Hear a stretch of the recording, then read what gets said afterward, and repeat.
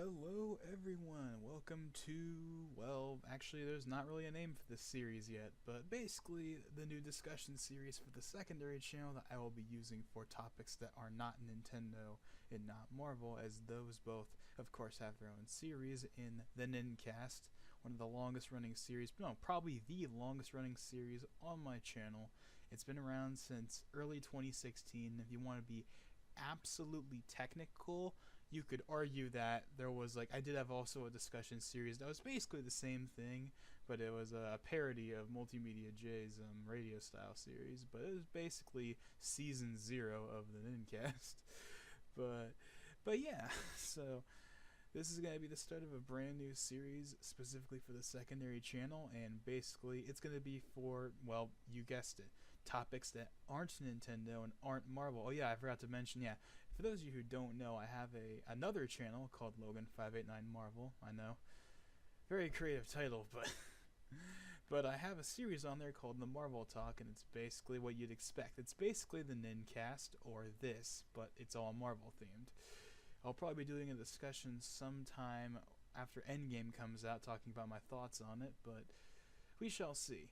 And the future of the MCU post-Endgame and whatnot. And I have a couple other things I want to talk about that are kind of bugging me that I kind of want to talk about, but we'll get to that later. So today's topic is going to be basically the next generation consoles, because even though it's weird to think about, this generation is starting to come to a close. It is April 2019. We are almost halfway into 2019, which means we are about a year and a half away from the release of the PlayStation 5 and Xbox Scarlet. I'm so tempted to say Xbox 2, but it's not. Well, one, it's not going to be called that anyway, but, you know, Xbox 1, so Xbox 2.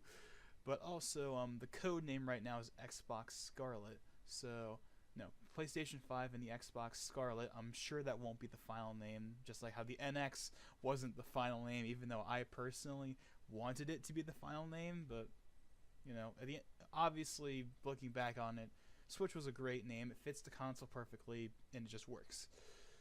But enough about that. What's to talk? Well, actually, we will talk about the Switch in a bit, but I just want to talk about mainly the two big ones, being the PlayStation 5 and the Xbox Scarlet. Now, the reason why I'm doing this discussion, of course, mainly, is because a couple days ago, Mark Cerny, who is the architect for PlayStation, and he designed the PlayStation 4 and the PS4 Pro. And he is, of course, working on the PlayStation 5 right now. And he did an interview with Wired. And it wasn't like just this little blippity blip article where they're like, we're working on the next generation PlayStation. No. This was a real legit thing that even the official PlayStation accounts retweeted, and they said, check out this exclusive article to see an upcoming first look at the next generation PlayStation, or something along those lines. And basically Mark Cerny just talked about, he didn't call it the PlayStation 5, but we all know that's what they're gonna call it. I don't know why he couldn't just say PlayStation 5. like we don't know what the name is. I mean, with Nintendo and Microsoft, sure, the name isn't certain, but come on. With Sony, we've had PlayStation 1, 2, 3, 4. Oh, I wonder what the next PlayStation's gonna be called. Oh, man. But enough about that. Point is, he talked about some features that will be in the PlayStation 5. Now, the most notable of which being, we know it's been rumored for a long time that it was going to be using Zen Plus. That was both confirmed and deconfirmed at the same time, because it's confirmed that yes, the PS5 will indeed be using Ryzen, but not Zen Plus, which is the current architecture, like the 2000 series, the 2600, the 2400G, the 2700X. Those are all Zen. Let me take that back.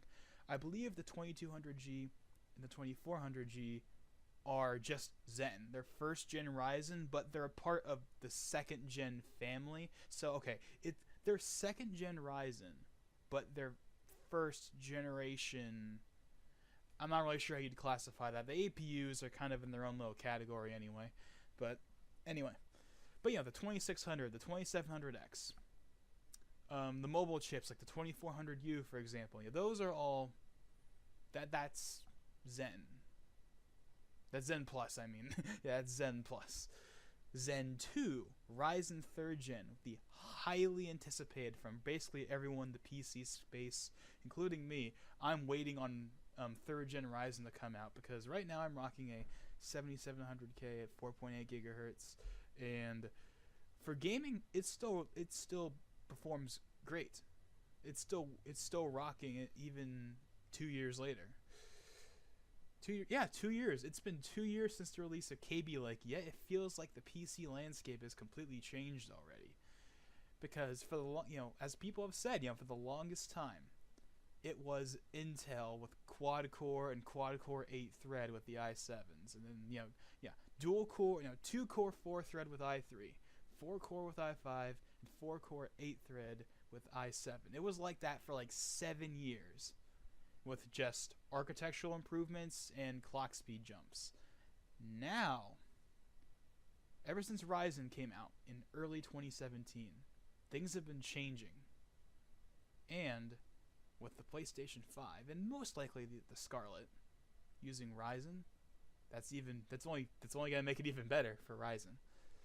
But at first Ryzen was kind of a disappointment in gaming, at least at 1080p. But eventually, after numerous patches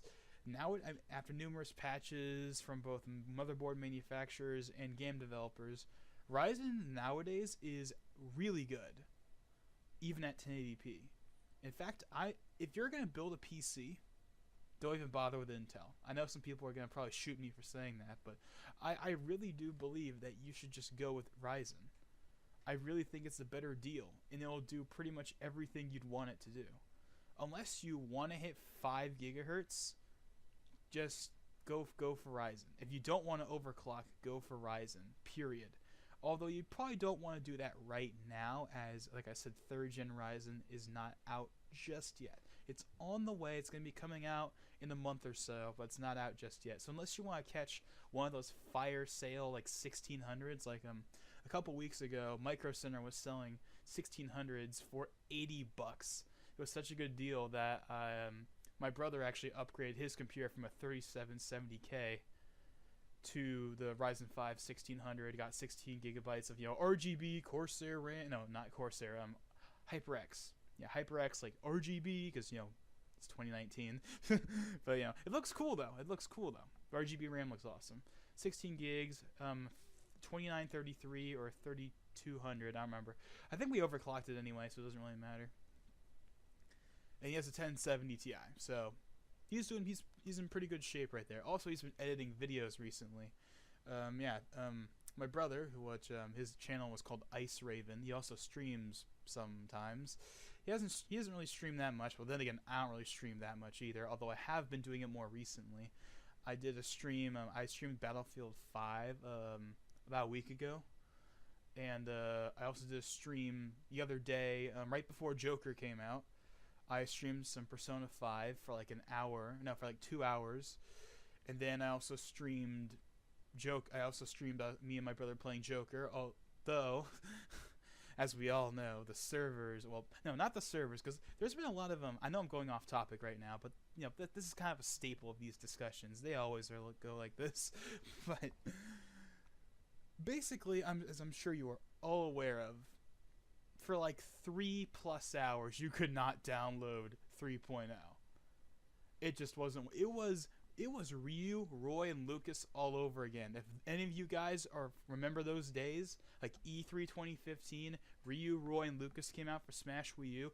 I remember I was at a friend's house when the Direct happened, and it was like at the very end, Sakurai said, "And the characters are out now."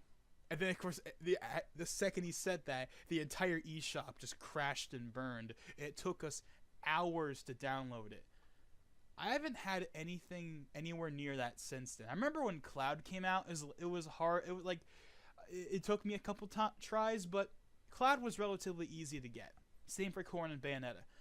Piranha Plant, when he came out a couple months ago, didn't have that problem either. Joker was right up there with E3 2015, the E3 2015 characters. That update for Smash Wii U. It took us hours. And, we were there. We were constantly, doing what we could to try and get the bar to move and not crash. And I went on the eShop and I got, like, the Mii costumes. And then we just kept, trying to get the update to install for, like, hours. And then finally, I saw someone on Twitter that said, hey, if you have the physical version of the game, delete the game. Because even if you take the cartridge out on a Switch game, it will still show up on, like, your list of games on the Switch. So take the cartridge out, delete the game. That doesn't delete your save data. Your save data is something entirely separate, plus there's cloud saves for it and everything. So delete the game, put the cartridge back in, try installing the update, and what do you know? It worked. The only problem was we had to re-download all of our existing DLC, which meant we had to re-download Piranha Plant on top of downloading Joker and the new Mii Fighter costumes. But, point is, that was like 3 hours. It was totally ridiculous. And, of course, everyone on Twitter was just not having a good day. Man, but I'm sure you all are very aware of that because it was only a couple days ago.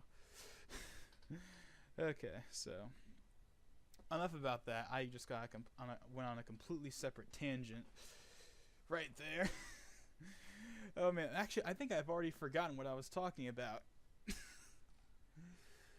Okay, what was? And obviously, we're talking about the next gen consoles, and I don't remember where I was. What was I talking about? Oh man, okay, hold on a sec. I'm gonna need to have an intermission here probably because I don't actually remember. Think. Mark Cerny. Ryzen. There we go. That's what I was talking about. Ryzen. Yeah. So Ryzen. Ryzen. Oh yeah, how it took over the landscape of PC gaming because before 4 cores was like the gaming sweet spot. Oh yeah, 4 cores, getting like an i5 6500 or whatever. Like I first got into PC gaming during the Skylake days, during like Skylake and the GTX 9 series. So my quote unquote dream PC back then was like a 6700K and like a 970 or something like that. Actually, it's kind of an interesting story. When I first started to become interested in PC gaming in 2015, and watching people like Greenham Gaming and Multimedia J, among various other people. Of course, I started watching Linus Tech Tips and Jay's 2 Cents, all the big tech channels, as well as, like I said, smaller ones like Greenham Gaming. He was starting to become big at that time. Then there's Multimedia J, who is personally one of my favorite people on YouTube, actually, even though he's not really a YouTuber, as in he doesn't upload a video every day or anything like that. But he's probably one of my favorite people on YouTube, and I'm even a Patreon supporter of him, so yeah. And like those guys introduced me to I started watching videos from those guys in like 2015, and back then I had a really old, terrible like Pentium D computer that still had Windows XP on it in 2015, even after support ended. So I upgraded it to Windows 8.1, and then when Windows 10 came out, in later in the year, in like July, it was like the end of July, I think July 29th is when it came out. I upgraded to that, and I used that for like all of the videos that I made on this channel during what I consider the golden era. Okay, not this channel because this is going to be on the secondary channel, but on my main channel, like the golden era where I got like a lot of views, I got a lot of comments. Like it was like the peak of the channel, like during like late 2015 and like early to mid 2016. Those were all edited and made on that old piece of junk Pentium D computer with Movie Maker 2012. But I mean, I don't know, it worked for the longest time. But I knew that computer, with my interest in PC gaming rising and also my desire to finally abandon that old piece of junk Pentium D computer, I was looking into what I could do for PC hardware upgrades. Originally, I was just going to upgrade that old Dell, the one with the Pentium D in it, and I was just going to put a not 6600. Oh no, a Q6600. You know, the classic Intel Core 2 quad Q6600. Upgrade it to like 8 gigs of RAM and put like a 750 Ti in it. That wouldn't have been great, but that would have been something. That would have been good enough for me at the time. But eventually, that didn't pan out. I got a Core 2 Extreme. And I didn't know about any of this technical stuff back then, so I was just thinking, oh, it says this CPU is compatible with the socket, therefore it must work. But because it's an old Dell and it didn't have the BIOS for it, and it was probably just too old anyway, it didn't. I put the CPU in, nothing. I got like a orange indicator light that it wasn't working, so that was a waste of $20. And basically I just maxed out the RAM and just ran that thing into the ground until I built the new computer, which I built in summer 2016, consisting of a i5 6600K Hyper 212 Evo, a Corsair Carbide. No, that's not how you pronounce it. Like a budget Corsair case that was like the Spec 01. It had like a little red LED on the front. It was a pretty basic but good enough case. It's like $50. I used it up for the longest time. It wasn't until in like October, I think, like October last year, that I finally upgraded to the NZXT H500, which is the case I'm rocking right now, and I'm extremely happy with. And yeah, and 16 gigs of like DDR4, 2400 megahertz. That I overclocked to 2800 megahertz, and then even later on, I found out I could overclock it all the way up to 3100 megahertz, which was right below the sweet spot 3200 megahertz that Digital Foundry and other tech guys have suggested, because basically going above 3200 megahertz will have no performance benefit. So I was getting 3100 megahertz on RAM that I bought in 2016, and I'm still running it today, and it still works perfectly fine. In fact, when I upgrade to like the Ryzen 7 3700X or whatever it's going to end up being called, I'm going to keep that RAM, because the days of Ryzen having bad compatibility with high-speed RAM is over. They patched that out a long time ago, and that doesn't affect like Ryzen 2, I don't think. I think that was only really a problem with first gen Ryzen, but even that was eventually fixed in BIOS updates and stuff like that.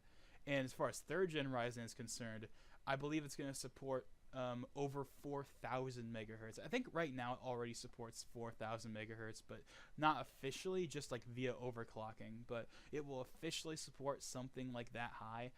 That's just a theory. I don't take that as fact. I don't know for sure. But point is, RAM compatibility is not a problem with Ryzen anymore. That's been long fixed. So I'm going to probably keep that RAM from 2016, just put it at 3100 megahertz again and run with that. There's no reason to upgrade it unless the RAM dies or something. Like, there's no reason. 3100 megahertz is perfectly fine. It's just below 3200 megahertz. It's not worth me selling the RAM and buying new ones just to get that extra 100 megahertz. And yes, I have tried overclocking it to 3200 megahertz, and it's just not stable. 3100 megahertz is basically the max, which I'm fine with, because the difference between 3100 megahertz and 3200 megahertz is probably like nothing anyway, so it's not worth me swapping it out right now. If the RAM dies, or if I want to get better RAM that's like 4,000 megahertz or something, then yeah, but that's not actually, you know what I'm probably gonna do? I'm probably gonna run this RAM until DDR5 comes out, because DDR5 is probably gonna be coming out sometime after 2020, like maybe 2021 is probably when DDR5 is going to start hitting, so I'll probably just wait for DDR5 at that point. But once again, I'm going off topic here, talking about PC stuff and my history with PC gaming here, but yeah, so basically for the longest time I basically like rocked and I got a GTX 1070 in December 2016. I didn't have a graphics card at first, so I was just using the integrated graphics. And I was able to play Battlefield 1 at like 720p 60 on low. Fine for the most part. It was actually kind of surprising how well the integrated graphics worked on Skylake, but yeah, so I got the graphics card, and that was basically my computer for like a year and a half with minimal upgrades, outside maybe upgrading the fans, I think, or something like that. I think it was basically just the same from December 2016 up until, I believe, August of 2018 when I finally upgraded the CPU, because I needed a better CPU because I was getting CPU limited in Battlefield 1 and some other games with the 6600K even at 4.5 gigahertz. So I upgraded that to a 7700K, which I know, buying a 7700K in the year 2018, I know, but Micro Center was starting to basically, because they had Coffee Lake by then, they had first and second gen Ryzen, and basically they were just getting rid of whatever stock they had left. So I was like, you know what, I don't want to upgrade the motherboard and stuff just yet because I want to wait, because I'm not ready to do that yet. I just want to max out the motherboard, so I got the 7700K, and I upgraded the cooler from the classic Hyper 212 Evo to a EVGA CLC 240, which I'm still running, and it's great. It's a great water cooler, although I don't have particularly great thermal paste. I'm just using I just used whatever thermal paste I had lying around, so it's not all that great. But so basically right now I have the 7700K at 4.8 gigahertz, that's pretty good for 7700K. That's pretty solid.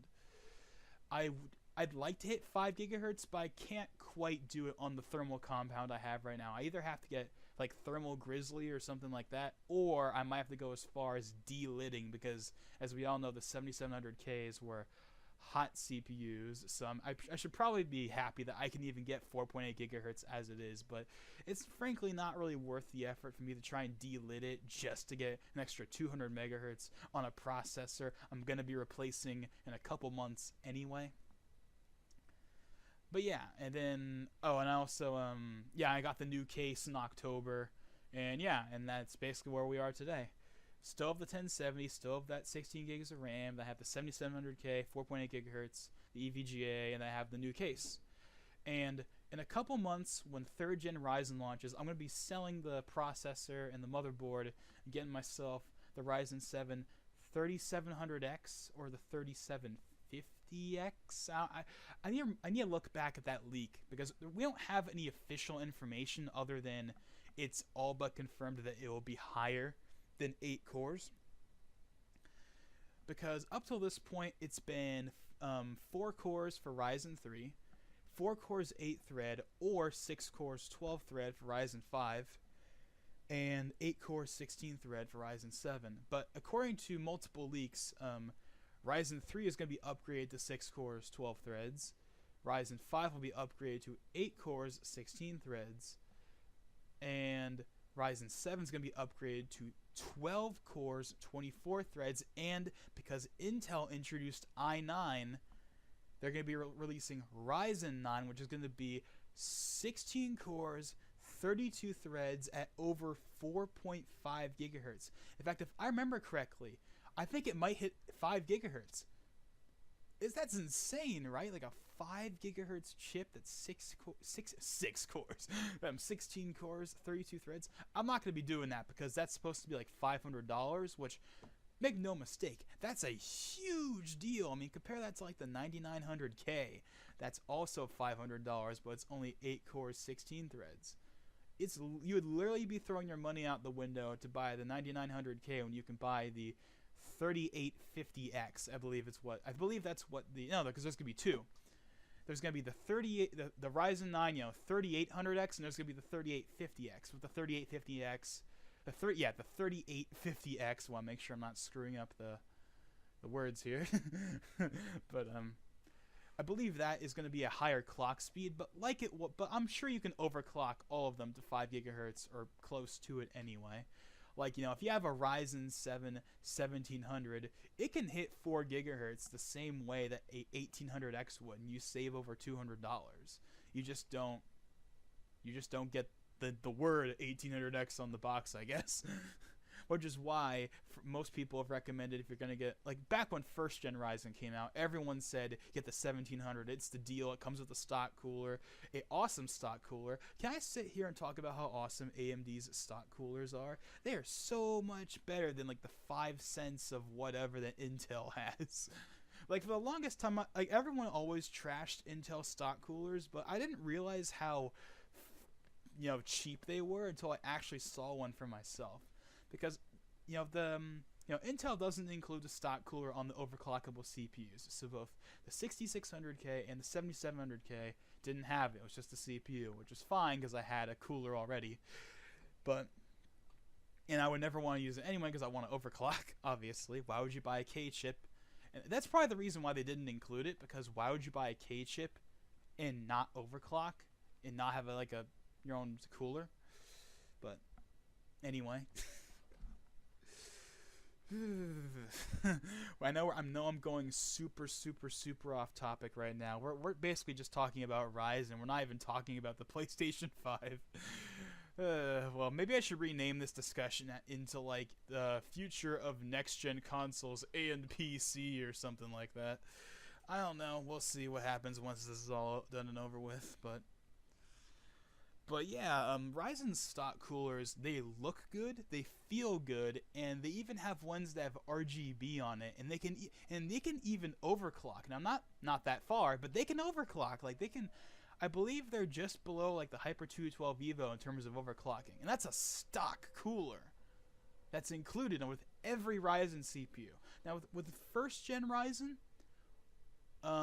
they basically did the same thing Intel did, where only the non-X CPUs got the coolers, or all of them can overclock with Ryzen, but the X chips didn't get coolers.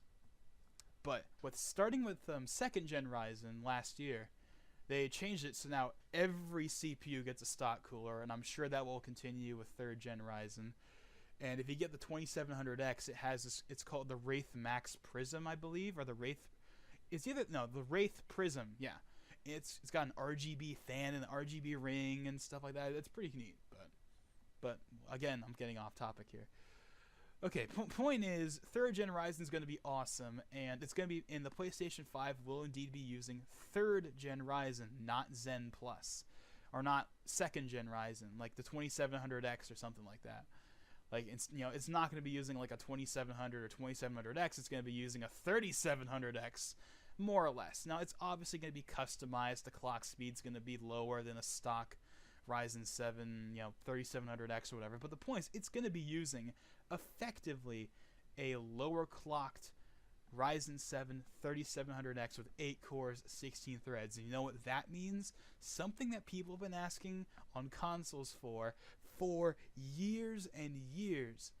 60 FPS will finally be viable on most console games, because the main when people complain about, mainly the PC crowd, because PC gamers are obsessed with frame rate and stuff, and I'm totally one of them. I mean, I'm not one of those people that's gonna be like, ugh, only 30 FPS, peasants. I'm not one of those people. I mean, I play Nintendo games. Well, actually, most Nintendo games are 60 FPS, but you know what I mean. Like I'm obsessed with frame rate and resolution and graphics and all that stuff. Yet my favorite developer is Nintendo, and they don't focus on like any of that. So, I'm super into I watch Digital Foundry and all that stuff. But I'm also not one of those people that's gonna write off a game because it's only 720p or it's only 30 FPS. I'm not one of those people. Yeah, I'm not a fan of those people, and I'm sure you aren't either. But anyways. But yeah, that means that, because as we all know, the current gen consoles, even the PS4 Pro and Xbox One X, all use the AMD Jaguar, which is a old mobile CPU that AMD adapted into being used for consoles because they didn't have anything else to give Microsoft or Sony. Like back in 2011, 2012, when the PS4 and Xbox One were being developed, and Sony and Microsoft came to AMD for a CPU, and AMD didn't really have anything that would work for a console. Yes, they had the FX chips, but they were very power hungry and stuff, and that would not have worked well for a console. Plus, they wanted an APU or whatever. So, yeah, basically, they took a 4-core Jaguar CPU, added 4 more cores, making it an 8-core CPU, which sounds awesome in theory. Like, wow, an 8-core CPU in 2013? That's way ahead of its time. Well, at least in terms of gaming, anyway. Even though FX has existed for years. Like 6 and 8 core FX CPUs were around for years before Ryzen came around, but because of they didn't have the mathematical throughput of the Intel CPUs, like not even close. I mean, they still performed well. Don't get me wrong. I'm not dissing the FX CPUs, but Ryzen was a huge jump from FX, and Ryzen basically put them practically on the same level as Intel. And with 3rd gen Ryzen, I think they're actually going to pass Intel. Like, okay, Zen was like, I think 6% lower IPC wise than Intel, and then they got even smaller with 2nd gen.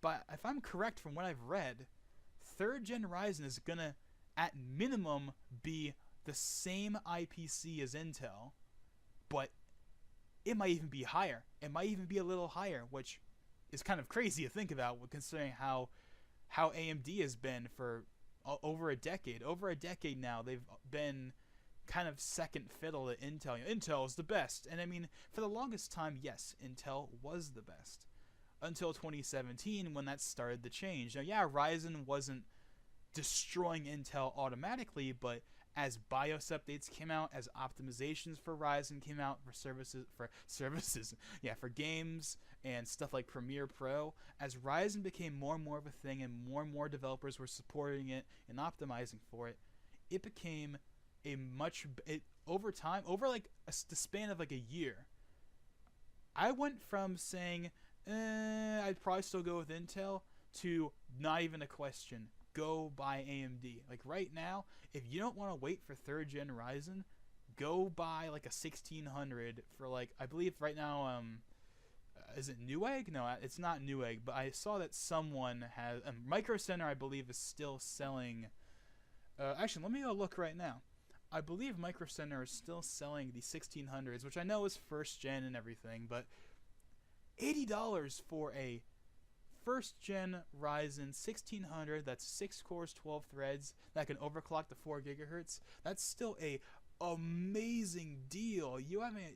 Could you like imagine hearing that like a couple years ago, like in 2016? If you told me in 2016 that you'd be able to buy a 6 core, 12 thread CPU that can hit 4 gigahertz for $80, people would have called you insane. But it's only been a couple years. It's only been like 2 or 3 years since Ryzen first launched, and look where things are now. Nowadays, I think unless you are specifically going for that 5 gigahertz, I think AMD is definitely the one. Or if you want to do high refresh rate. I mean, not that AMD can't do that. Trust me, it can. But if you want to get like, instead of, 100 FPS, you want to get 144 FPS, then maybe you should go with Intel. Now, of course, on the games that people want to do that on, like Counter-Strike, Overwatch, League of Legends, any of those games, like super competitive that are, not graphically intensive at all and are specifically designed to give you a super high frame rate, like, you could have, like, a Pentium G4560 and get over 100 FPS in Counter-Strike or Overwatch. At least from what I remember. It's been a while since I've seen that because, I mean, at this point, why would you buy a Pentium? Even the newer Pentiums that are 2-core, 4-thread. Why on earth would you buy that when you can buy a Ryzen 3 2200G that has 4 cores, can hit, I think, 3.8 gigahertz, and has an integrated Vega graphics? There's no reason to buy the Pentium at all. But anyway, so yeah, Ryzen 5 1600, $80.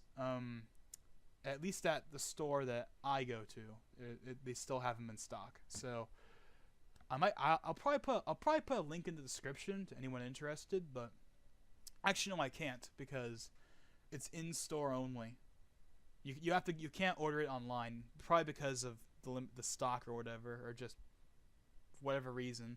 They have it so that if you want to get those 1600s at $80, you gotta go to the store yourself, which for someone like me isn't a big deal because the Micro Center in California is about 20 minutes away. It's in Tustin. But there's only one in the entire state. So that sucks for anyone that's in Northern California. You basically don't have a Micro Center, but yeah.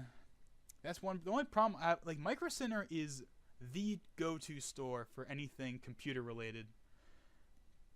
By far. If you can go to a Micro Center, go to a Micro Center. Trust me, it'll be worth it.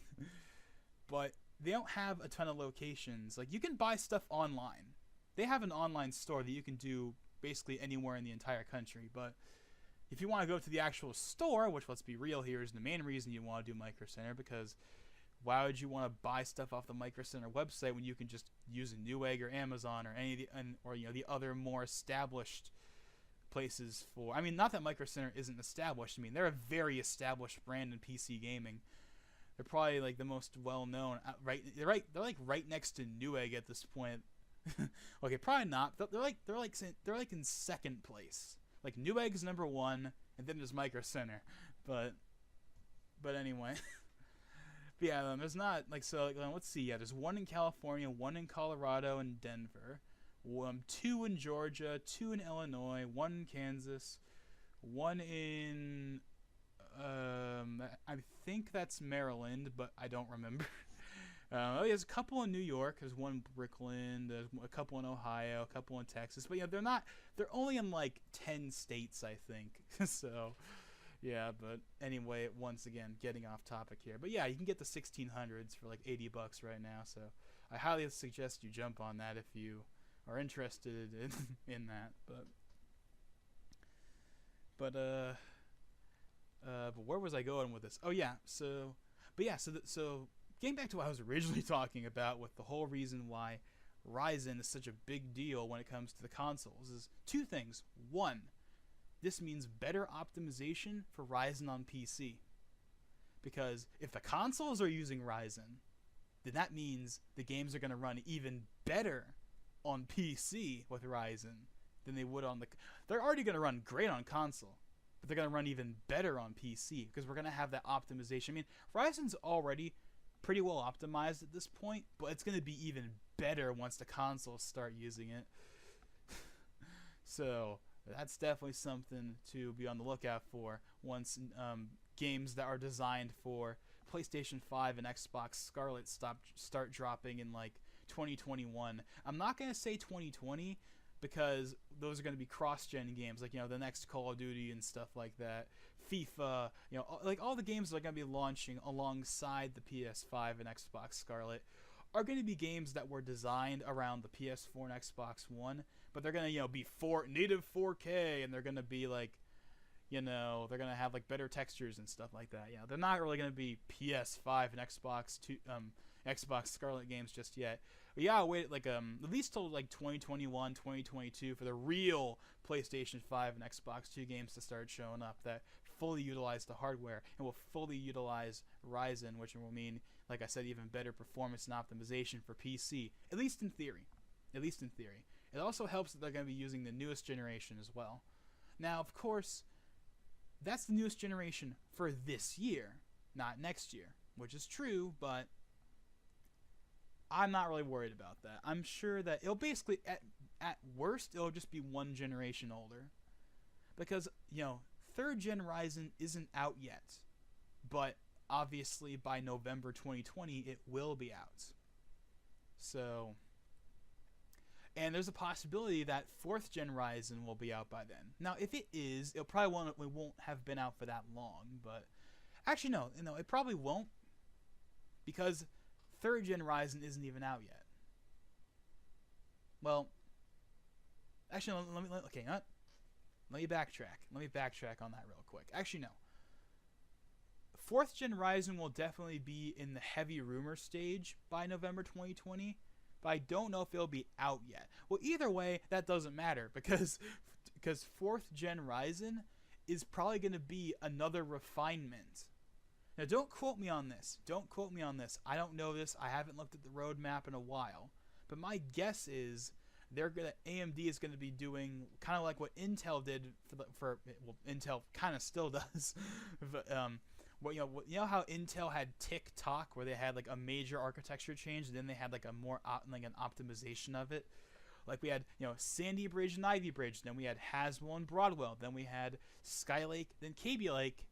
And then after that, Intel just said screw it, and they decided to do everything Lake and have it all be an enhancement of Skylake. So we had, Skylake, then Kaby Lake, then Coffee Lake, then there was Coffee Lake Refresh. Then there's Whiskey Lake and Ice Lake and Cannon Lake, and there's all these different lakes.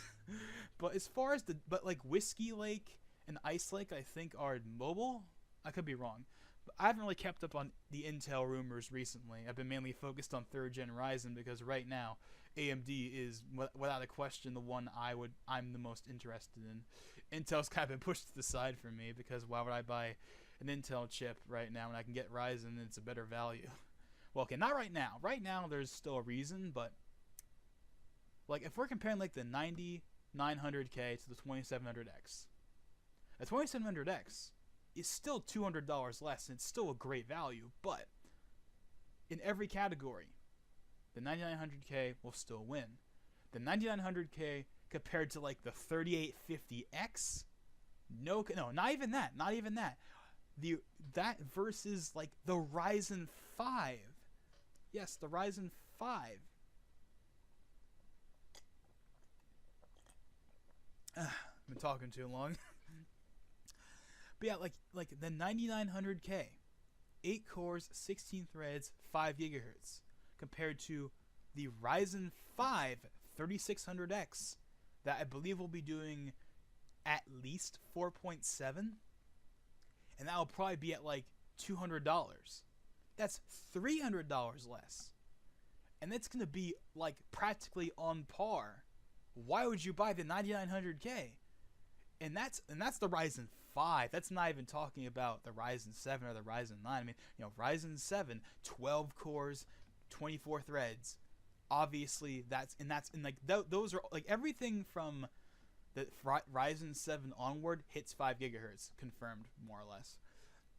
And whereas like Ryzen 5, I believe it's like 4.7, at least is the rumored spec, which would be good enough anyway, but still. And Ryzen 7 and 9 are gonna both hit 5 gigahertz, I believe, or at least around 5 gigahertz. Actually, I think the Ryzen 7 might have been 4.9 gigahertz, but close enough. I'm sure that someone can push it to 5 anyway. I'm sure you can hit 5 gigahertz on it, regardless of what AMD says on the spec sheet.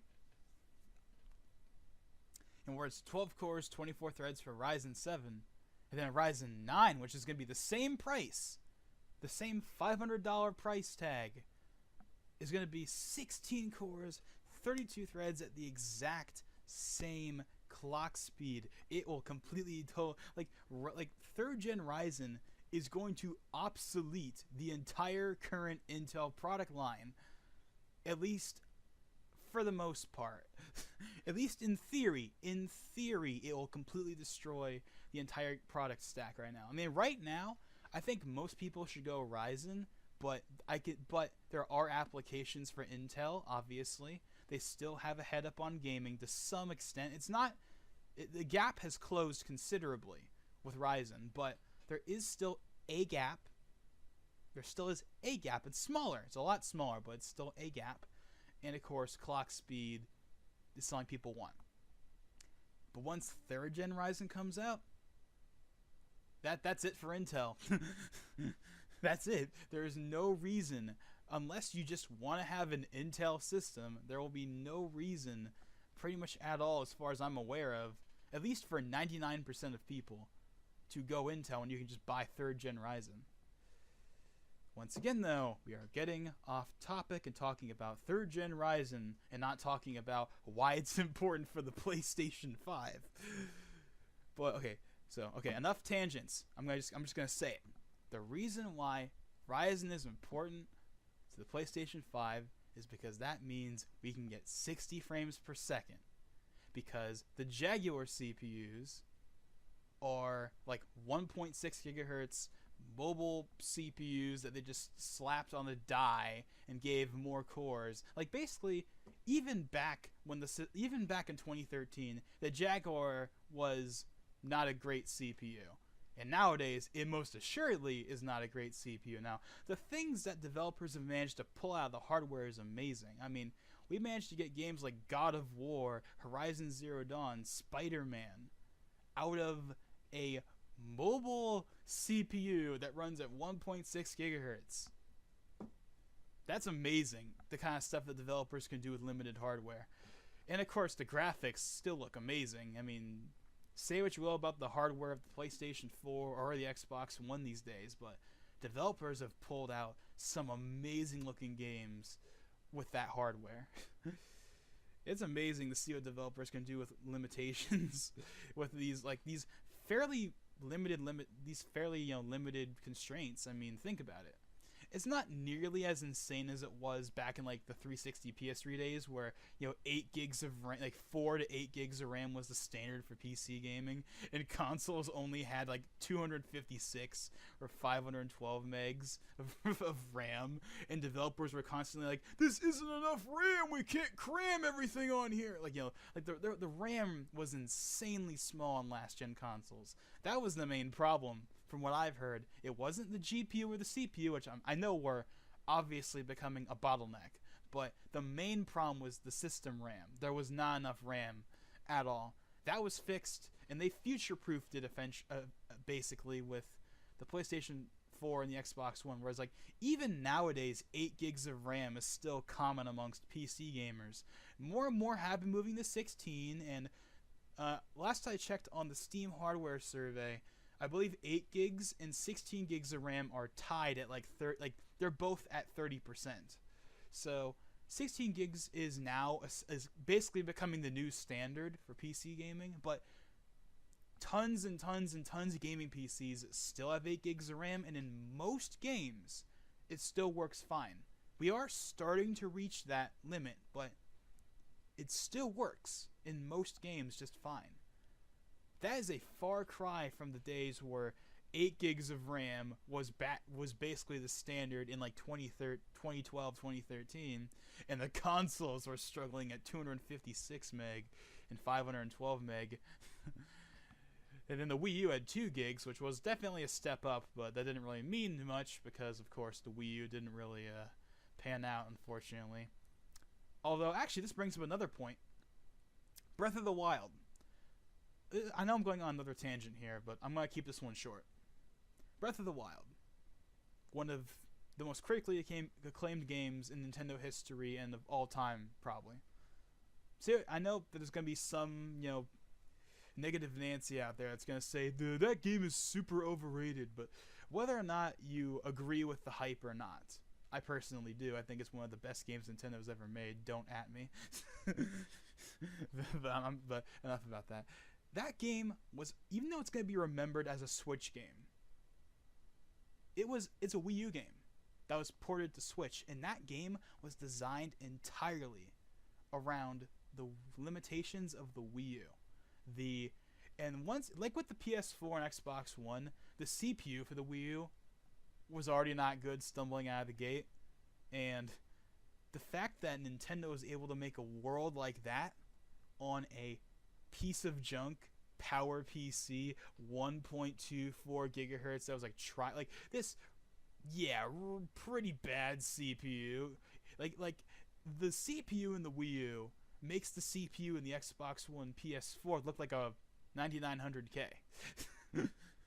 It was like, even from day one, developers were complaining about the CPU. Whereas with the PS4 and Xbox One, it wasn't until years later that the CPU started to become a problem. With the Wii U, from day one, the CPU was a problem.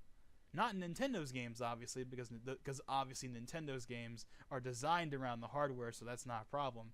It's trying to port games from like the PS4 and the Xbox One to the Switch, or even 360 games. Like I believe. I could be wrong, but I actually the graphics card in the Wii U was better than the 360 and PS3, but the CPU was worse. It was certainly worse than the 360s, I believe, because the 360 was a very similar CPU. It was also PowerPC, it was also tri-core, but it was 3 gigahertz versus the Wii U that was 1.24. So, take that what you will. But the point is, Nintendo managed to get a game like Breath of the Wild out of a piece of junk PowerPC CPU and 1 gig of RAM. And I say 1 gig of RAM and not 2, because even though the Wii U had 2 gigs of RAM, only 1 gig of it was what could be used for games. 1 gig of RAM, a ancient AMD graphics card that I don't remember what it was. It was like an AMD Radeon HD 7500 or some old AMD, whatever. I mean the console came out in 2012, so it doesn't matter what you compare it to these days. It's an ancient card by today's standards anyway. I think it was actually a pretty alright graphics card back then, but nowadays obviously it's history. But point is, Nintendo managed to get a game like Breath of the Wild out of CPU, out of that kind of hardware. And of course it runs and looks better on the Switch, but that game was designed around the Wii U. The entire world of Breath of the Wild was designed around the limitations of a 1.24 gigahertz PowerPC tri-core CPU, a ancient Radeon graphics card, and 1 gig of RAM. And isn't that amazing? That just makes Breath of the Wild even more impressive. Just thinking about the fact that this might sound crazy, but honestly, even though the Switch version, by definition, is literally the better version, honestly, I might prefer the Wii U one for one simple reason. When I play it, it feels more impressive because that was the system it was originally designed around. Breath of the Wild was basically Nintendo pushing the Wii U as far as it could go.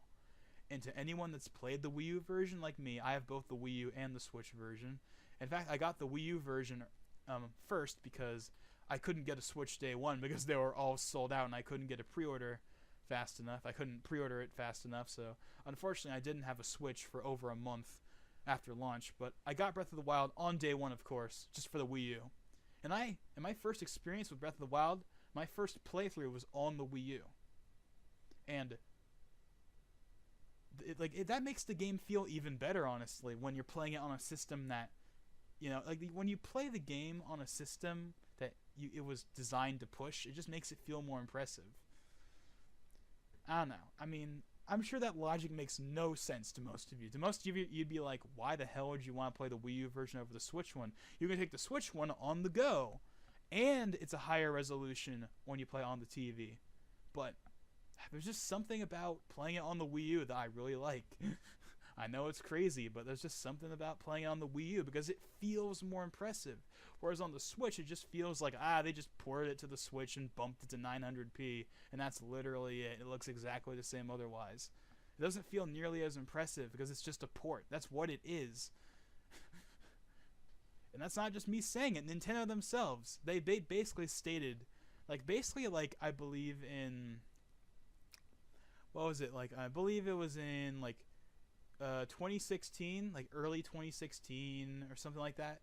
They Aonuma was like, hey guys, we need to make this. We're gonna put this game on the Switch as well as the Wii U, and then they basically just ported it over. They obviously finished the game, but once the game was done, they basically just threw it on the Switch, bumped the resolution a bit to 900p, and called it a day. It was supposed to be a really low effort, easy to put out there port. And I'm not complaining about the Switch version, by the way, at all. The Switch version's obviously the definitive version, but you get what I'm saying. The Switch version was a port. That's what it was. Even though it released alongside the Wii U version, it was a port. But again, I'm getting off topic here. Man. Okay, but the point is, the Jaguar in the PS4 and Xbox One is most certainly a limiting factor in these days, and it's clear that developers are getting. I mean, it's doing better than it did in 2012, 2013 with the 360 and PS3, where games were 25 to 15 FPS. Anyone that played GTA 5, GTA 5 was basically the swan song of the 7th generation. It came out right before the PS4 and Xbox One came out, and it pushed the hardware big time. The game looks great on the 360, even to this day, but or at least pretty well. I mean, if you go back to it now, it'll probably look worse than what you remember because you've been playing the current gen version of the game for years and years now. But the 360 version still looks pretty good for the most part. Yeah, it obviously is the worst looking version now, but the last gen version, man, it pushed last gen as far as it could go, and it's impressive what they were able to get out of it. And the frame rate, as I'm sure we all remember, was not good. It was like it barely hit 30 FPS. It was mostly like 20 to 25, I think. Sometimes even lower if there's a lot of explosions. That doesn't happen anymore on current gen games, as far as I can like we don't have anything that bad, I think. On, like, for example, like, you know, Far Cry New Dawn or any of the new games that have come out. None of them have that problem, I think. I think those are mostly locked 30 FPS. But don't quote me on that. But I guess my point is CPU limitations, and Ryzen can finally deliver on 60 FPS. No longer are we going to be held back by the CPU. The CPU power is going to be there to accomplish 60 FPS. But just because they can doesn't mean they will. And this is the part where people are going to probably get mad, but this is the simple fact. Developers on consoles, for most games, prioritize graphics and not the frame rate. Obviously for shooters and stuff like that, like Call of Duty, Battlefield, those games prioritize 60 FPS. But like, you know, Far Cry or Assassin's Creed or, you know, any of those kinds of games, those are all 30 FPS, and they basically just push the graphics, which I don't mind, but I know a lot of people want to see 60 FPS and see them prioritize 60 FPS. Because, like, I remember when the PS4 Pro was coming out, people were like, really? They're going to try and do 4K when we don't even have 1080p 60 on all games yet on console? And I can't really blame them because, yeah, that's true. But I don't know if that's going to happen this time either. I mean, even though the CPU power is going to be there, you got to remember, that's CPU power that would only really benefit games that are not designed for it. Like, what I'm trying to say is this. They're, like, games for the PlayStation 5 and Xbox 2 are going to be developed around the Ryzen. And they're not just going to be updating existing games that run on the Jaguar to run at 60 FPS. Which means they are going to use that CPU for, like, all the other stuff. Like, not frame rate. They're going to be using that CPU power to make much bigger worlds, have better AI, and all kinds of other stuff. Stuff that doesn't relate to the frame rate. But we'll have to wait and see. We're just going to have to wait and see what developers do with that hardware. But either way, Ryzen's going to be a huge jump in CPU power for consoles. No matter what. But I haven't talked about the rest of the PS5 yet. I've spent, what are we at? We are at 58 minutes and 12 seconds, and I've only talked about the CPU. Then there's the GPU, which we know less about because the actual thing isn't even out. Then again, 3rd gen Ryzen isn't out either, but that we have a lot of rumors and concrete detail on, more or less. And then there is the graphics card, which is going to be Navi, which is also highly anticipated in the PC gaming community as well. Probably not as much as Ryzen, but certainly it's up there. It's definitely second place, at least in the AMD camp. And we don't really know that much about the Navi. I don't remember if he said how many compute units it has, but he just said that it'd be Navi. That's all I really know about it. Obviously, much more powerful graphics than we have right now, so that's obviously going to be a boon. Like, like right now, PS4 Pro does like 1440p does like 1440p or like checkerboarded 4K or something like that. And then PS4 Pro, and then the Xbox One X, that could do like 1800p, 1728p, and actually in a good amount of games it could hit native 4K. Like Far Cry 5 is a native 4K.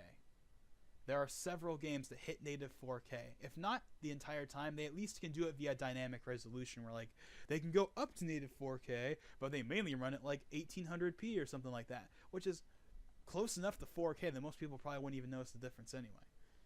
Point is, right now we can kind of do 4K already on the Xbox One X and via checkerboarding and stuff like that on the PS4 Pro. But on the PS5 and Xbox 2, everything is probably going to be native 4K, at least at the start. Because you got to remember, at the beginning of the generation, people were like, oh yeah, everything's going to be 1080p 60 now. And then that didn't really pan out. It was kind of like that for like the first year or two, but once games stopped being developed with the 360 and PS3 in mind, and they are developed with the PS4 and Xbox One in mind, they stopped focusing on the frame rate and enhancing the visuals and just straight up, going for bigger worlds and vastly improving the graphics and stuff like that. Basically stuff that would destroy the ability to have that combined with the limitations of the CPU and the consoles. Basically that promise of like 1080p 60 kind of vanished, and while games obviously still did it, it wasn't as many as it was before in like 2014, for example. So I mean, yeah. So maybe for like 2020, 2021, 2022, yeah, we'll probably see a lot of games that are native 4K. But once developers no longer are making games for the then last gen consoles, isn't that kind of crazy to think that next year the PS4 and the Xbox One are going to be last gen? That's really weird to think about. But once the last gen console stopped being worked on, and it's just at the time then current gen, then developers are going to be focusing on that particular set of hardware, and that probably means that native 4K is going to start falling to the wayside at least a little bit. I'm sure there will still be plenty of native 4K games, and let's be real here, as I'm sure as we know from everyone on the internet, it's clear that for most people, they don't care if it's native 4K. I care that if it's native 4K, but it doesn't have to be. Like, I'm perfectly fine with 1440p. I have a 1440. Okay, sorry about that. I'm not really sure what happened there. For some reason, the recording decided to stop for whatever reason. So, but yeah, I was basically just going on about how I'm cool with 1440p. That's good enough, And there's plenty of games that are sub-native 4K that still look great even on the 4K screen. Basically all of Sony's games on the PS4 Pro. Spider-Man, Uncharted 4. Horizon Zero Dawn, all that stuff isn't native 4K. It either uses checkerboarding or temporal injection, or it's just like 1440p and they just traditionally upscale it. And those games still look great on a 4K screen. So, basically, I'm not really sure what developers are going to be doing, because, I say, they're going to do this, but realistically, they might not, because I'm not really sure, because, this is the first time in probably a while that developers will have ample CPU to work with. Whereas with the Xbox One, like think about it. With the Xbox One, the PS4, most of the games that aren't exclusives, I want to emphasize that, the games that aren't exclusives, at least on the surface, are basically like games from last generation, but with way better graphics. But the gameplay and the types of games haven't really changed for the most part. That's because of the limitations of the CPU, or basically, they can do better graphics, but they can't really do a much better world. They can't really make a super big world. They can't have super complex AI. There's a bunch of stuff they can't do because of the limitations of the console. Which is probably the reason why, it's probably one of the reasons why Rockstar hasn't made GTA 6 yet. Obviously Red Dead 2 came out last year, so obviously they're in no rush to get GTA out the door, especially when GTA 5 is still doing insanely well. But I remember seeing those charts where PS4 top games of the month, and GTA 5 to this day still makes the top 10. It's crazy how like GTA 5, like what I think last year they crossed the 100 million mark. They might have already done it before that, but GTA 5 is freaking huge. Like, even on last gen alone, it sold like so many copies. It's insane, but. But yeah, that's probably the reason why they haven't done it yet, because the main question I've been thinking is, okay, so we've seen what Rockstar can do when they push last gen to its limits. What can they do with this gen? From what I've heard, don't quote me on this, but from what I've heard, the map of Red Dead 2 is like the size of Red Dead 1, GTA 5, and San Andreas all rolled into one. I don't know. That was a long time ago. I don't know how big it is. All I know is it's the biggest map Rockstar's ever made. And Red Dead 2 was designed with this generation in mind. But because this generation is coming to a close, unless they pull another GTA 5 and they release GTA 6 right before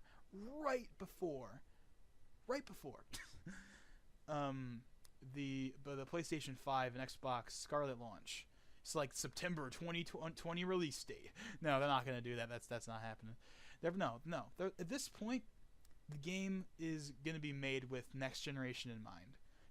They'll keep doing updates for GTA 5 and Red Dead 2 as they are now, and then in like 2022 or something like that, GTA 6 will come out or whatever, and they'll be fully utilize the hardware in the PlayStation 5. Oh, it might come out actually 2022, it might still come out on Xbox One, PS4. So I don't know. I mean, they'll probably wait even long. No, because they'd have to port. Well, actually, they wouldn't have to port the game because it'd probably be backwards compatible. Oh, I haven't even talked about backwards compatibility yet. We'll talk about that in a second, though. But point is, developers have been limited by the CPU hardcore. But now that they're going to have a much better CPU on top of better graphics, their possibilities are like limitless practically now at this point. Oh, and we don't know the amount of RAM that's going to be in the PlayStation 5, but at minimum it's going to be 12 gigs. At minimum it's going to be 12. It's probably going to be 16. But it's rumored to be 24, which kind of sounds crazy, but honestly, hey, I'm not complaining. It's just kind of weird to think that a console might have more RAM than my computer. But whatever. If it has 24 gigs of RAM, I'm sure it's there for future proofing, and it's supposed to be GDDR6, like how they use GDDR5 for the RAM in the PS4.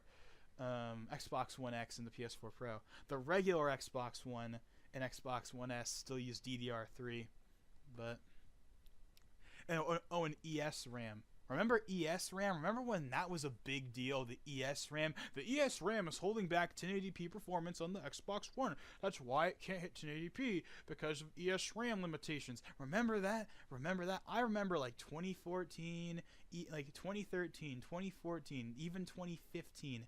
A lot of the talk surrounding the reason the limit the Xbox One 900p versus 1080p on the PS4 was all about the ES RAM.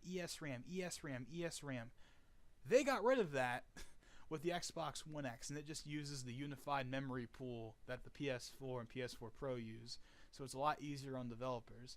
I'm sure that's at least partly the reason why performance on standard Xbox One has been a problem for a while now, because at this point, at first, and originally at the beginning of the generation, they ran pretty much exactly the same, but it was just the resolution difference.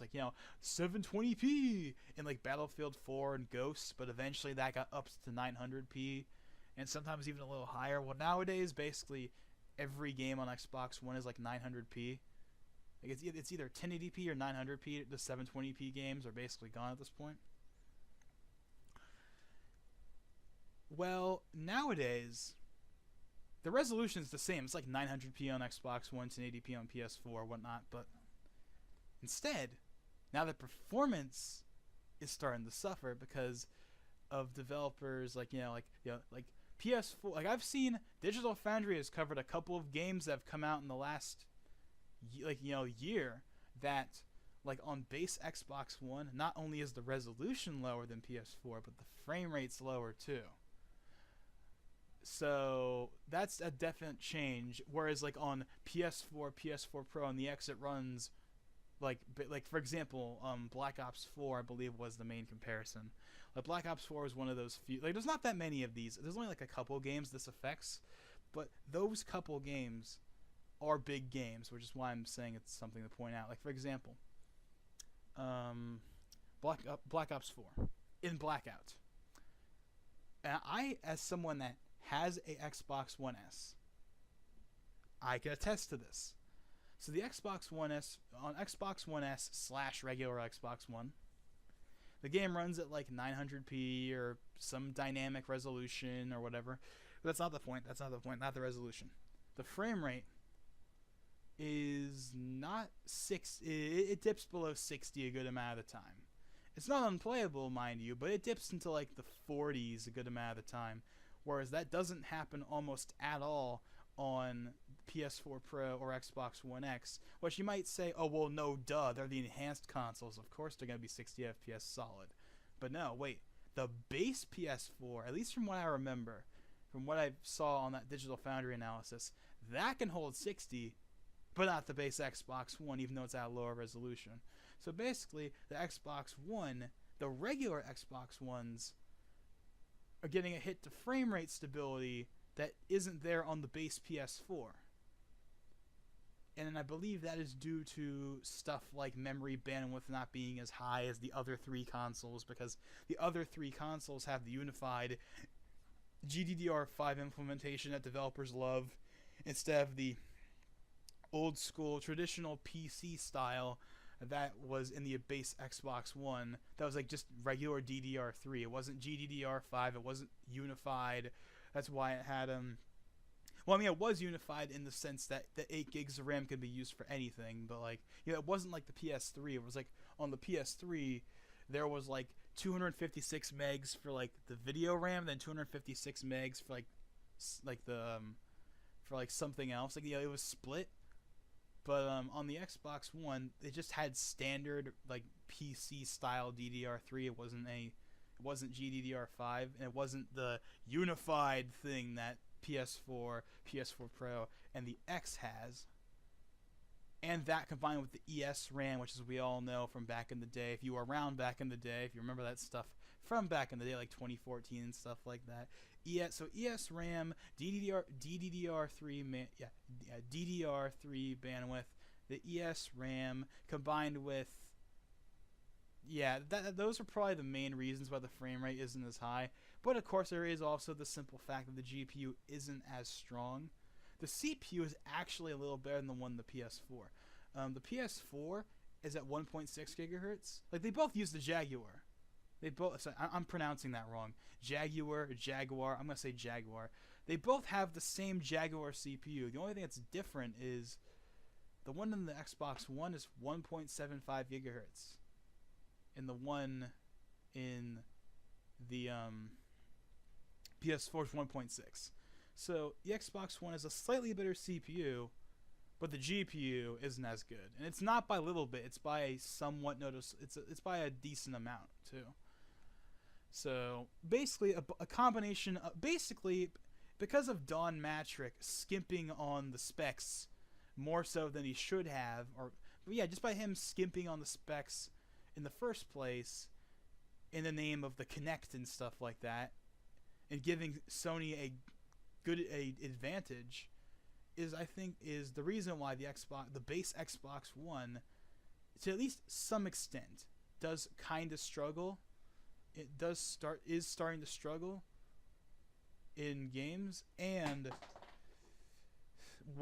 also that's part of the reason why the PS4 was the success that it was. Because I remember people were talking about, the PS4 can do native 1080p, whereas the Xbox One only does 720 or maybe 900. But the PS4, that's where you want to go for the real full HD. This was before 4K was really a thing, so 1080p was like the golden standard and everything. So, okay, I'm glad, but yeah, so, but you know, at the end of the day, you know, it is what it is. I mean, I'm still happy with my Xbox One S. I have no intentions of getting rid of it. I use it as a 4K Blu-ray player, and also for games I didn't rebuy on the PS4 Pro when I got it. So, like, for example, I still have a bunch of 360 games I still play on it. I also have older Xbox One games, like I have like Battlefield Hardline, Black Ops 3, Advanced Warfare, stuff like that. I didn't want to rebuy and rank up and buy all the DLC again on the PS4 Pro. So, you know, I am by no means dissing the Xbox One or the Xbox One S. I still think they're great. They're good consoles, and I have one. But it's obvious that Don Matrick cutting the corners on specs back in 2013 has had its impact 5 years later. No, not even, no, over 5 years, I think. But yeah. But of course, none of that's gonna matter in the future of Ryzen, where both. But I guess my main point was this. Microsoft saw what happened when they skimped on the Xbox One. And they fixed that with the X, because the X is a noticeable step up from the PS4 Pro. And they are not going to want to go through that debacle with the Xbox One again. They are going to make sure that they are at least on par with Sony. They're going to be at least on par, if not better. And there's a chance that they will be better. There have been rumors that they might indeed be better.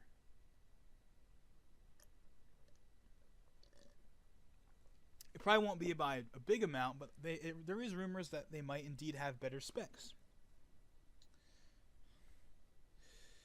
But either way, they're both going to have a Ryzen 7 8-core. They're both going to have a Navi GPU. They're probably going to both have at least 16 gigs of RAM. Like, they're going to be... Oh, yeah, and here's the thing about the PlayStation 5 I haven't mentioned yet. Well, there's actually two more things.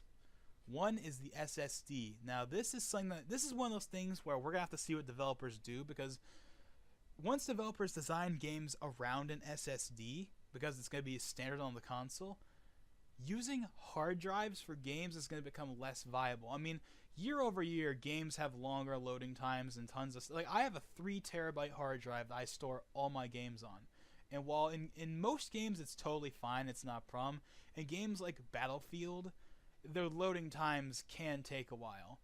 But once games start being designed with an SSD in mind, like they will be on the PS5 and presumably the Scarlet, yeah, using a hard drive for gaming on PC is going to be even harder, because you're going to have even longer loading times. Probably. So, yeah, that's something to also think about as well. So, yeah, oh, and the last thing, backwards compatibility. Now, there has been rumors for a while now that the PS5 was going to have at least backwards compatibility with PS4, but also that it would be backwards compatible all the way back to the PS1 via some special algorithm that Sony's making now that'll trick the PS5 into, you know, basically functioning like the CPU and GPU, and like they basically function as a PS1, a PS2, and a PS3. The PS4 is obvious because they're going to have the same architecture because everything's x86 now, so the PS5, even though they haven't said it yet, obviously because it's using Ryzen, it's obviously going to be x86. So, you know, everything's going to be x86 going forward, obviously, but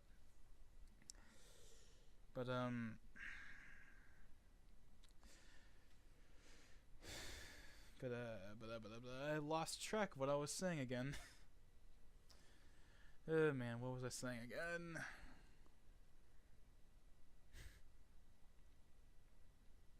Oh yeah, SSD. The SSD.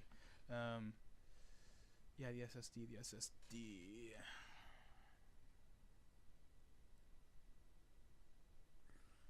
I wonder how did I go from the SSD to x86? Oh yeah, backwards compatibility, that's what I was talking about. So, now we don't know if it's going to be like, we don't have any confirmation on PS1 through 3, but Mark Cerny did confirm backwards compatibility for PS4. So, that's awesome, and that's going to be a big selling point out the gate, for sure. That alone is going to make me buy a PS5 day one. Because I would want a PS5 day one anyway, but backwards compatibility, that's a big deal right there. But because then I can just sell the PS4 Pro and then put that money towards getting a PS5, and even at launch when there's not that many PS5 games, I can still play all my existing PS4 games, and the games that are PS4 Pro enhanced will run and look even better on PS5, because even if they don't get any kind of patch, like if it's a game like I said, Spider-Man, for example, even though it uses temporal injection, the pixel count can go from like 1296p to like 1896p or something like that. Well, in theory, on PS5, it'll just run at 1896p the entire time, and it'll never dip below that because the hardware is that much more stronger. Without needing any additional patching, just utilizing the hardware. Now, maybe they'll have to put in a boost mode for PS5 like they did for the PS4 Pro, where like by default it'll run the games exactly like. Actually, no, they're probably gonna do that. Sony's probably gonna make it so that by default, when you first get a PS5, all PS4 and PS4 Pro enhanced games will run as they would on a PS4 or a PS4 Pro, depending on the game. If it's enhanced or not for PS4 Pro, they'll run exactly as they would on those systems for compatibility reasons, which I'm totally fine with. But I'm sure they will have a boost mode of some sort that'll let you, utilize the hardware at least somewhat, so you can get higher resolutions for the games that have dynamic resolutions, or more stable frame rates. So yeah, but yeah, PS4 backwards compatibility alone is a big deal.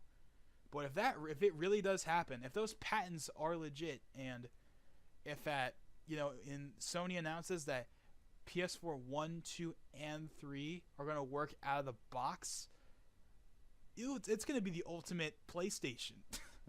Why even bother having any of the original consoles at that point? At least for someone like me, because I don't have a PS1, 2, or 3, so it's a very big deal to me, that backwards compatibility with that. Like, for example, I want to play Persona 3 and 4 once I'm done playing Persona 5, but I don't have a PSP or a PlayStation Vita or a PlayStation TV. I had a PlayStation TV for the longest time that I bought to play Corpse Party Blood Drive, but I never ended up getting it, and it kind of just sat there, and the only thing I really had on it was like Final Fantasy VII, which I never really got that far into, because I got stuck at one point and I couldn't really go any further.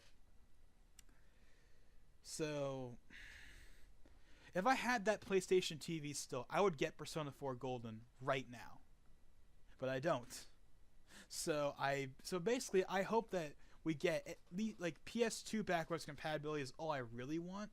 PlayStation 1 would be awesome, and they would do all of it. It'd be all or nothing. Either it's just PS4, or they have everything. It's PS4 or everything. That's how it's going to probably be. However, I don't know if they're going to have it work all on day one flawlessly. I mean, they would, because I don't think it would be like it is with Microsoft, where they have to optimize for every game. I think it might just be they'll all work, like PS4, every game will work at launch because it's x86. That'll work easily. But like PS1, 2, and 3, they all ran on their own special architecture and stuff like that. And of course with the PS3, there was the Cell processor, which, as we all know, wasn't exactly it's a very infamous beast, the Cell processor, and that annoyed the heck out of developers for years until they finally came to grasp with it. And Sony released better developer tools for it, because apparently the developer tools for it at launch sucked. So, yeah.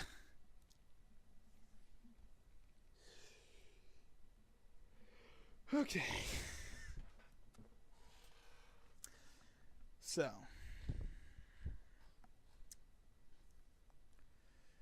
yeah, backwards compatibility is a thing that's confirmed. That's PS4 backwards compatibility is confirmed. PS1 through 3 is still likely because of the patents, but it's not confirmed yet. But you know that if it's happening, Sony is going to be making a big deal out of, PlayStation 1, 2, 3, 4, and 5. The ultimate PlayStation. Go buy PlayStation 5 out now. They're going to make a big deal about that. if it does indeed happen. And of course, Microsoft has been pushing backwards compatibility for years, and they have hundreds of 360 games backwards compatible. They also are starting to make original Xbox One games backwards compatible too. And I'm sure that will continue into the Xbox Scarlet, where all of the existing original and 360 games that are compatible on Xbox One will work, as well as every Xbox One game, because once again the architecture is going to be x86, so it just makes sense. So yeah, I mean, I know this went on for a long time, and I went off tangent several times, but that's kind of a staple of these kinds of videos for me. But yeah, so the PlayStation 5, the next generation, it's going to be very, very interesting to see how it pans out. And I'm definitely excited to see what both Sony and Microsoft have to show for their respective consoles. Now, as for which one I'm going to be... Now, I want both of them, because I'm not one of those people that's like... I'm not going to be one of... I'm not going to be a fanboy and hate other consoles because of reasons. No. I like all consoles. I mean, Nintendo's my... Nintendo's my favorite developer. But if you're going to ask me which one's the best... they're my favorite developer. But, they kind of do their own thing when it comes to the hardware, which is fine. I'm fine with that. But I guess my point is this. Between the PlayStation 5 and the Xbox Scarlet, I'm going to get both of them at some point. I want to have all the consoles. I mean, right now I have all the consoles. I have the Switch, the Xbox One S, and the PS4 Pro. So I'm covered right now. I got all three. And that's going to continue into the future. Obviously, the Switch is still obviously a thing. It's going to be a thing for years to come. The Switch Pro, which is another whole can of worms for another video, because this video is way too long as it is. That's another topic for another day, because there's a lot of rumors going around concerning the Switch Pro, which I will be there day one for. I will be there day one for a Switch Pro, I can tell you that. But between the PlayStation 5 and the Xbox Scarlet, obviously I would not be able to get both of them day one. I just don't have, like most people don't have the money for that. But I will be able to get one of them probably. And if I'm going to pick, at least right now, between PlayStation 5 and Xbox Scarlet, it's going to be the PlayStation 5. For PS4 backwards compatibility alone, but if it can do 1 through 3, not even a chance. Like, PlayStation 5 will be the first one I get. And then like a year or two down the line, when it's less expensive or whatever, then I'll get the Xbox Scarlet. But PlayStation 5 is what I'm definitely going to probably be doing first. So, yeah. So, yeah, I hope you guys enjoyed this discussion. If you've made it this far, then I sincerely, I very much appreciate it, because honestly, I don't expect anyone to last this long into the video. Just based on my analytics alone, I can tell that probably no one's going to make it this far. But if the one person that watches, of like the 5 people that watch these videos or whatever, okay, it's not 5. It's more than that. But they do better than 5, obviously. They do like 50-something these days. That's not bad. So the point is, if anyone that stumbles upon this video has made it this long, then I want to sincerely thank you for making it this long into the video. And I know that I went off topic several times, and I probably wasn't very coherent. There I go, screwing up again. But yeah. So I hope you enjoyed, if you made it this long, if you made it this far into the video, and yeah, so next generation, it's coming, whether we like it or not. That being said, this is Logan589XP, and I'll see you guys in the next one.